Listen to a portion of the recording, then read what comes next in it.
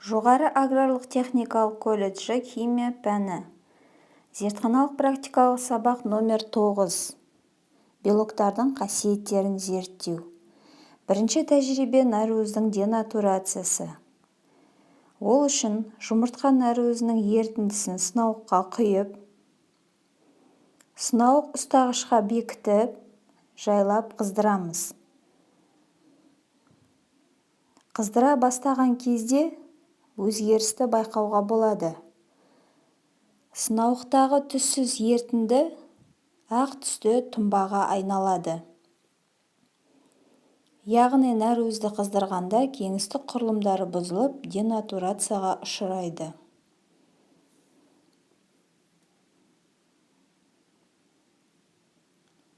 Екінші тәжірибе азот қышқылы қатысында нәруыздің тұнбаға түсуі.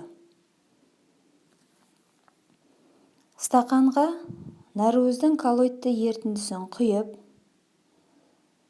үстіне сұйылтылған азот қышқылын қосамыз. Ерітіндінің тұнбаға түсуі реакцияның белгісі болып табылады. Нәруыз денатурацияға ұшырады. Үшінші тәжірибе ауыр металл тұздары қатысында нәруыздің тұнбаға түсуі. Ауыр металл тұздарының қатысында да нәруыз денатурацияға ұшырайды. Стақанға нәруыздің коллоидты ерітіндісін құйып, үстіне мыс эквивалентті сульфатын қосамыз.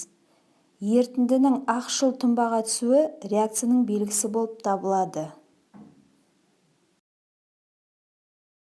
Төртінші тәжірибе спирттің нәруызға әсері. Бұл тәжірибе үшін жұмыртқа нәруызын және этил спиртін қолданамыз.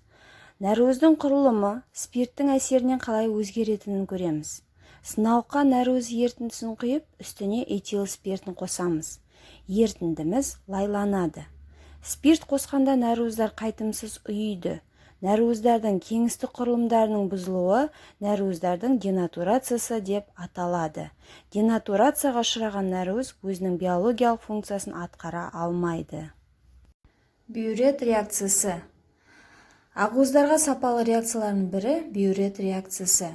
Тәжірибе жасау үшін 2 мл нәруыз ерітіндісін алып, және 2 мл сілті ерітіндісінен құйып,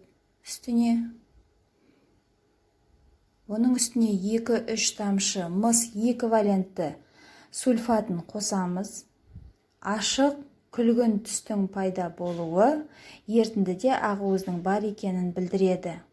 Бұл реакция ақуыздарды сапалық анықтау үшін қолданылатын бюрет реакциясы деп аталады.